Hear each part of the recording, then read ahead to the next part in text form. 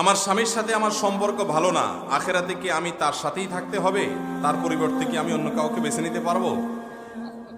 মাশাআল্লাহ, আমাদের বোনদের বড় অদ্ভুত অদ্ভুত প্রশ্ন। দেখেন, এই কপাল পড়া স্বামী কত খারাপ হলে এই ভদ্র মহিলা জান্নাতেও তার সাথে থাকতে রাজি না। আহা, পুরুষরা সব সোজা হয়ে যান, বেশি বেলায়ন হবেন, এই মহিলা বদদুয়া শুরু করে দিবে, আল্লাহ এই অমানুষের সাথে জান্নাতে আমি থাকতে চাই না। আল্লাহ আমাদেরকে হেফাজত করুন।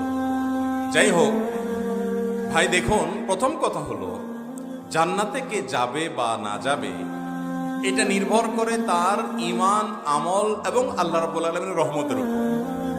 আল্লাহ তাআলা যদি কারোর প্রতি রহমত করেন তিনি জান্নাতে যাবেন। এমনও হতে পারে কোন স্ত্রী তার আপন আমল দ্বারায় তিনি জান্নাতে চলে গেলেন, স্বামী তার বদামলের কারণে তিনি জাহান্নামে যাবেন। হতে পারে কি পারে না? আসিয়ার স্বামী ছিলেন কে? ফেরাউন জান্নাতে যাবে না জাহান্নামে?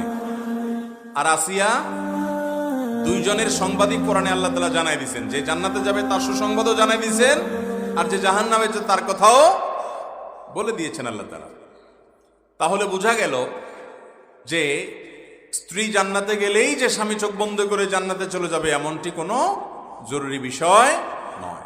তবে এটা ঠিক যে স্বামী স্ত্রী একে অন্যের সপক্ষে আল্লাহর কাছে আল্লাহর অনুমতি পেলে সুপারিশ করার সুযোগ পাবে, অন্যজনের কাছে যেরকম অন্যজনের বেলা যেরকম পাওয়া যায়, সেই হিসেবে আল্লাহ তাআলা রহমত করে মৌলিক সব বিষয়, মান, আকীদা, বিশ্বাস যদি শিরক মুক্ত থাকে, ঠিকঠাক থাকে, তাহলে সেক্ষেত্রে আল্লাহ তাআলা একজন আরেকজনের সুপারিশের মাধ্যমে আল্লাহ